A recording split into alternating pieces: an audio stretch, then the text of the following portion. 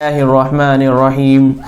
صحابہ کرام کی زندگی ہمارے لیے بہترین نمونہ ہے۔ ان کی زندگیوں کو پڑھ کر اور ان کی زندگیوں سے سیکھ کر ہمیں اپنے لیے رہنمائی حاصل کرنی چاہیے۔ وہ دنیا کو کس طرح ٹھکراتے تھے اور آخرت کو اپنے سے قریب رکھتے تھے اور دل سے لگاتے تھے، اور ان کے یہاں جو اللہ تعالیٰ نے چیزیں بیان فرمائی ہیں ان کی کس قدر اہمیت تھی، اور نبی کریم صلی اللہ علیہ وسلم کی کس قدر عظمت تھی، آخرت پر کتنا یقین تھا۔ اس چیز کا اندازہ لگانے کے لیے آج ایک واقعہ میں آپ کو سنانا جا رہا ہوں۔ بخاری شریف میں ہے کہ حضرت عبد الرحمن ابن ابی لیلہ اور حضرت کعب بن عجرہ رضی اللہ تعالی عنہما، ان دونوں کی آپس میں ملاقات ہوئی۔ حضرت کعب بن عجرہ نے کہا کہ کیا میں آپ کو کوئی ہدیہ پیش نہ کروں؟ کیا میں ہدیے میں کوئی چیز آپ کو نہ دوں؟ انہوں نے کہا ضرور دیجئے اور ہدیہ پیش کیجئے۔ فرمایا ایک مرتبہ نبی کریم صلی اللہ علیہ وسلم ہمارے گھر تشریف لائے۔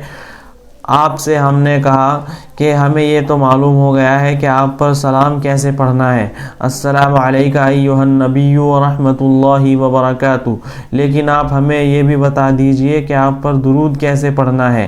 نبی کریم صلی اللہ علیہ وسلم نے وہ درود پڑھا جس کو ہم نماز میں پڑھتے ہیں، اللہم صلی علی محمد وعلی آل محمد کما صلیت علی ابراہیم وعلی آل ابراہیم انک حمید مجید۔ پورا درود آپ نے پڑھ کر سنایا۔ تو یہ صحابی یہ کہہ رہے ہیں کیا میں تم کو ہدیے میں پیش نہ کروں؟ یہ میری طرف سے ہدیہ ہے، یہ رکھیے، آپ کو بہت فائدہ ہوگا۔ یعنی ان کے یہاں مال اور دولت کی کوئی حیثیت نہیں ہوتی تھی، وہ مال اور دولت کو ہدیہ نہیں کرتے تھے بلکہ یہ چیزیں ہدیہ کیا کرتے تھے اور ان کے اوپر اس قدر یقین رکھتے تھے۔ اسی لیے نبی کریم صلی اللہ علیہ وسلم نے فرمایا جو شخص مجھ پر 10 مرتبہ درود پڑھے گا، اللہ تعالیٰ اس پر 10 رحمتیں نازل فرمائیں گے، اس کے 10 گناہوں کو مٹائیں گے اور اس کے 10 درجات کو بلند فرمائیں گے۔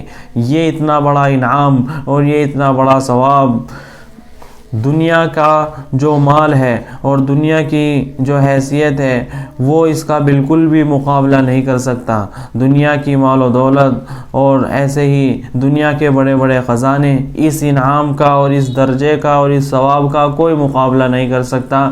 اسی لیے وہ صحابی کہہ رہے ہیں کہ میں تم کو ہدیہ پیش نہ کروں، کیا میں تم کو کوئی چیز ہدیے میں نہ دوں؟ یہ چیزیں ہمیں ایک دوسرے کو بتانے کی ضرورت ہے، ان کو پھیلانے کی ضرورت ہے۔ صحابہ کرام نے کس طرح ان چیزوں کو ایک دوسرے کے سامنے پیش کیا ہے کہ ان کے نزدیک یہی چیزیں سب سے بڑا مال و دولت تھا اور یہی چیزیں سب سے بڑی خزانے کی چیزیں تھیں۔